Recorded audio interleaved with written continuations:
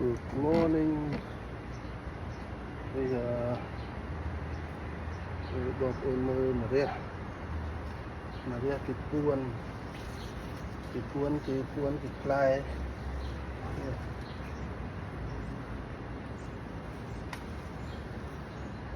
គេពួនផ្លែនេះមានពី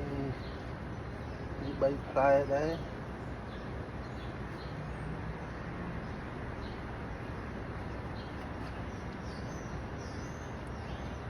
បានស្លឹកស្លមកកកបានផ្លែអំពីផ្លែម្រះគឺមកពួនវាមួយជាមួយដើមម្ទេសឥឡូវត្រូវបានបេះហើយ